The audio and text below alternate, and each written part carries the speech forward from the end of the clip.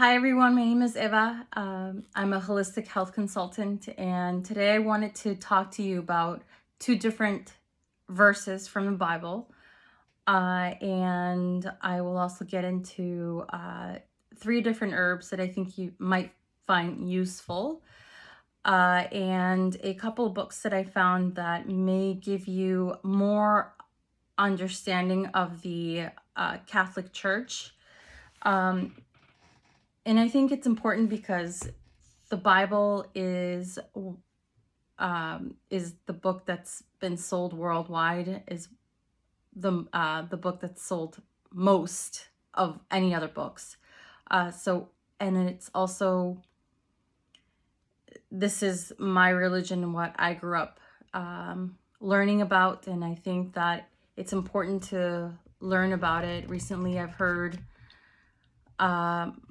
scientists, and I'll link the name of the person and the YouTube video that I've seen recently about their discovery of the Bible and the belief that they have. And, there's no pressure, but I wanted to share this with you because I feel like in the Bible you find peace and calmness, and it gives you rationale. And I feel like people could benefit from reading the Bible.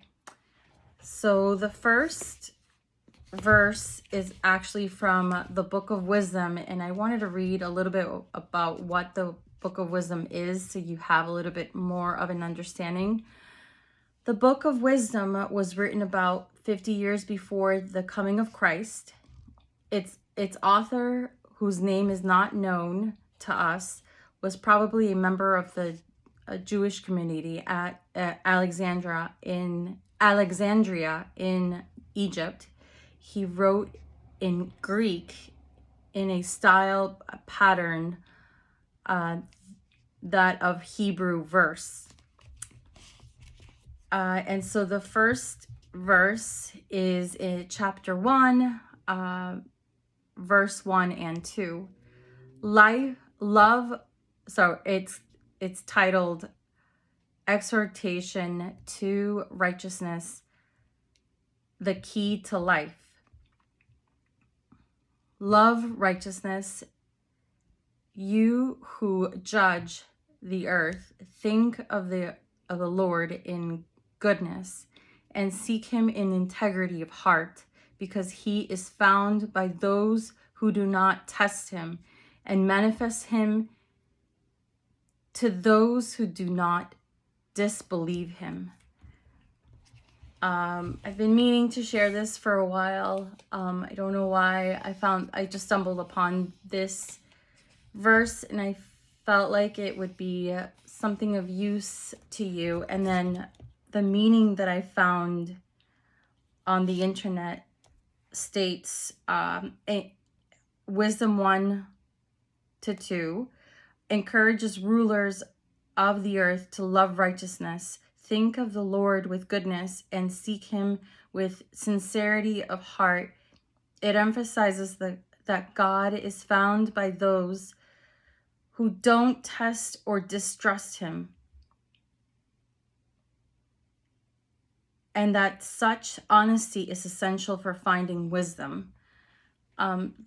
Again, after reading that, I feel a little bit more peaceful, because if there's trust in God, that means you have faith in him, and brings you more peace within yourself, and then you're radiating that to others, so then they feel more peaceful also. And I think that's really important, that you want to walk around with peacefulness, because it actually is anti-inflammatory to your system. If you're constantly in a state of fear, or in a state of,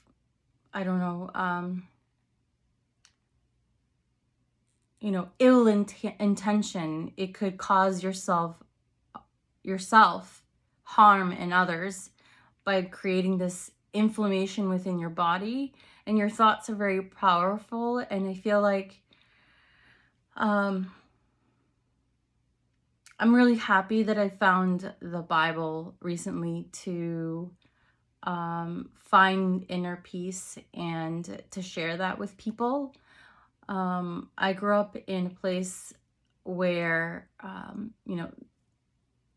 there was really amazing education, and I feel very, very fortunate, and I'm thankful for the fact that I'm able to share this with you. And so this is why I'm sharing it with you. I also found actually this really awesome illustrated book of the Bible that you may want to go out and get for yourself. And I'll link the book so you can purchase it on Amazon or any store with the title. But it's really nice because we are visual creatures. That is how we learn. Mostly that is how we learn, visually. And so what this book does is that it goes through story to story of the Bible with artwork and artifacts that I'm sure that the authors have found. And so I'll just read what it states here about the Book of Wisdom. Sandwiched between the books that tell of the history of Israel and the patriarchs, and those that describe the writings of the prophets, is a collection of 5 books: Job, Psalms, Proverbs, I don't know how to pronounce this very well, Ecclesiastes, and Song of Songs, that are known as the wisdom literature. The books focus in different ways on everyday life and ordinary human experience. Their varied styles range from dialogue and philosophical argument to poetry, songs for use in corporate worship, and pithy sayings. However, they have in common 2 main interweaving themes: wisdom and praise. I think it's important to use that word praise with people that you interact with, and praise your friends and your family. It's a very positive word to use for praise. People appreciate it. I think it's not used enough. I think we could champion each other and really root for each other to be our very best, and to be there for when we score really high. I'll be sharing later on, when I create more videos, I'll share the artwork that goes along with this, but this is what they have for wisdom and praise here. You want to take a look at that. And then I'll also read this in Spanish just because I think it sounds really nice. It's called Sabiduría. Busquen la sabiduría, conozcan a Dios, amen la justicia. Ustedes que gobiernan la tierra, tengan para con el Señor los sentimientos que convienen. Búsquenlo con un corazón sincero, porque se deja encontrar por los que no lo provoquen. Se manifiesta a los que le tienen confianza. I think Spanish is my first language, and just the sound of it, I don't know, the sound of it makes me feel like at home. Same in English. I mean, it's the language that I think of first in my head, quite honestly. both languages get pulled at equally in my head, but actually I think in English now more than before. I think it's switched at the age of 8, or I think. But I just really love the sound of Spanish. I think it sounds really nice, just as much as English. And then I wanted to share the 3 different herbs that I found that I think might be useful to you.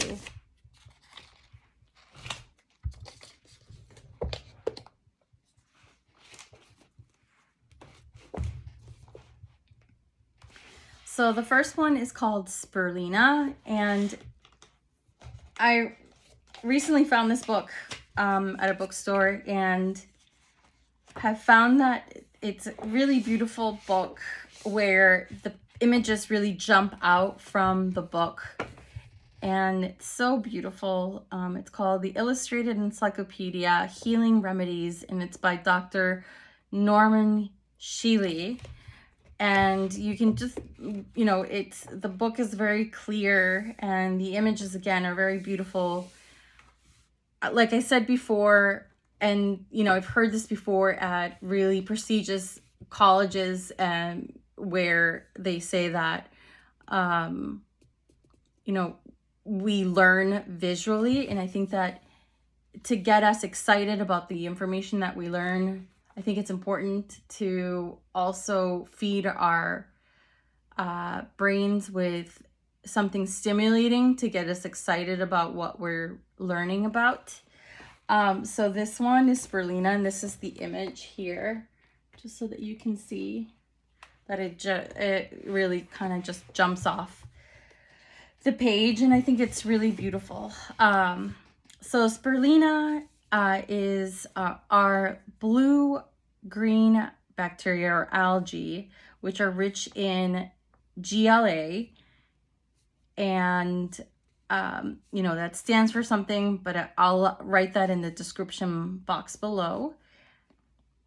And a wide variety of nutrients, including beta-carotene, calcium, vitamin E, magnesium, and phosphorus.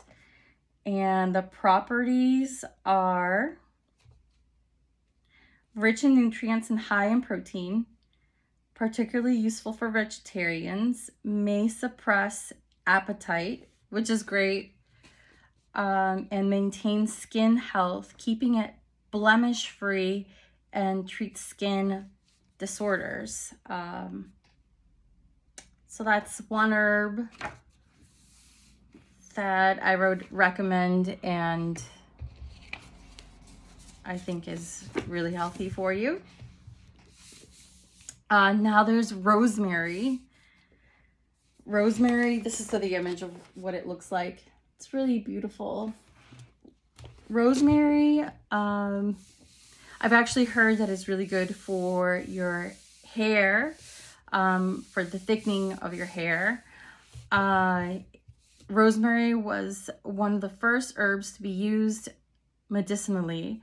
Traditionally, it was used to ward off evil, to offer protection from the plague, and to preserve and flavor meat.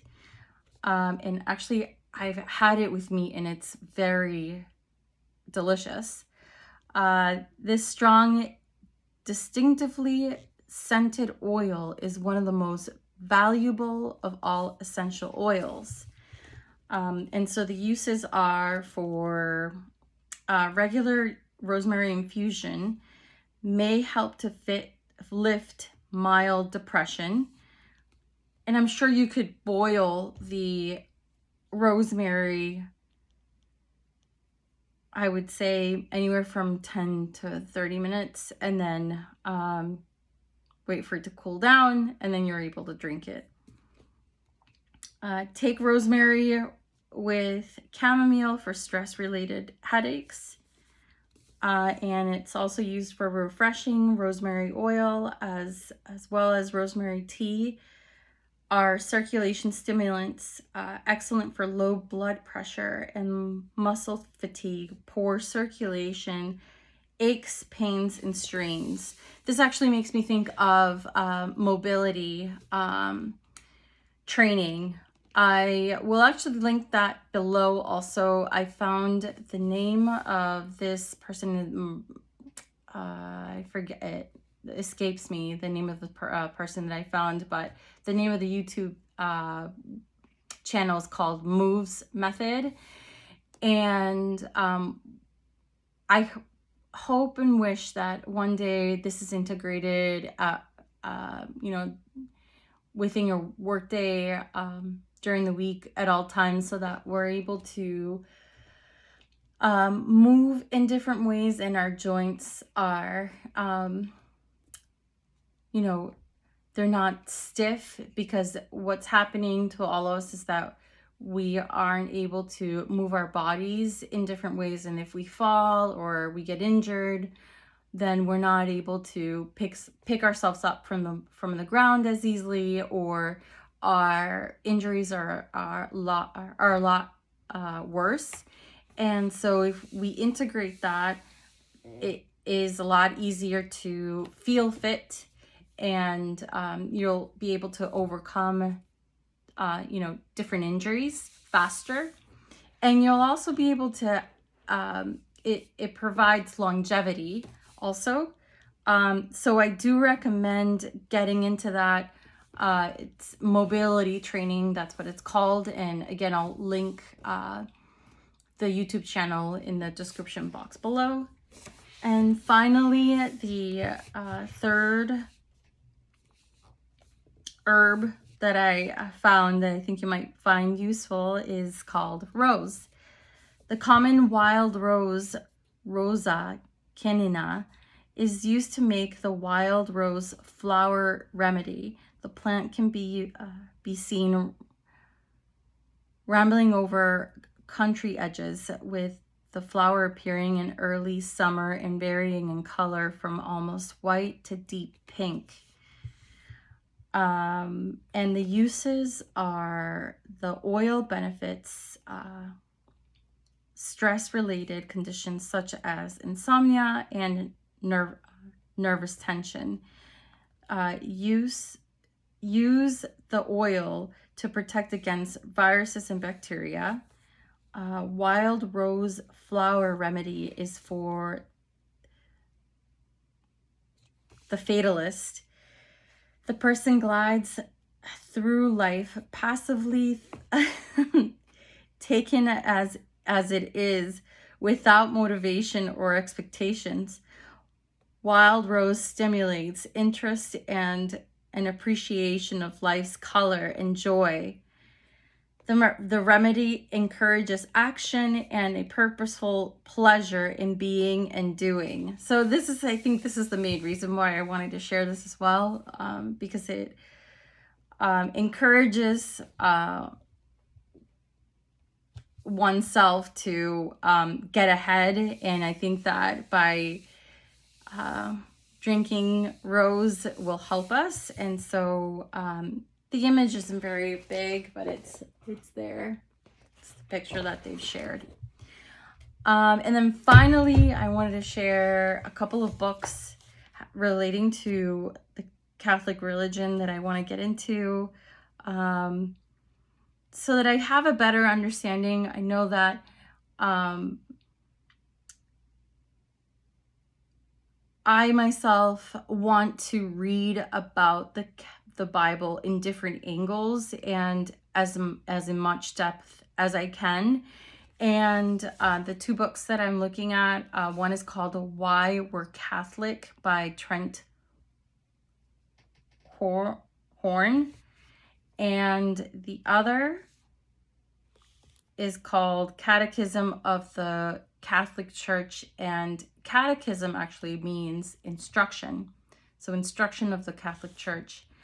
And that one is about more than 1,000 pages, but I think it will be interesting to get more in-depth understanding of the Bible, because it's sometimes difficult to read the language that's provided on there. And so those are the two books that I will be getting into so that I can share whatever information that I learned from it, and I'll be bringing it to you here. So thank you for watching and have a great day.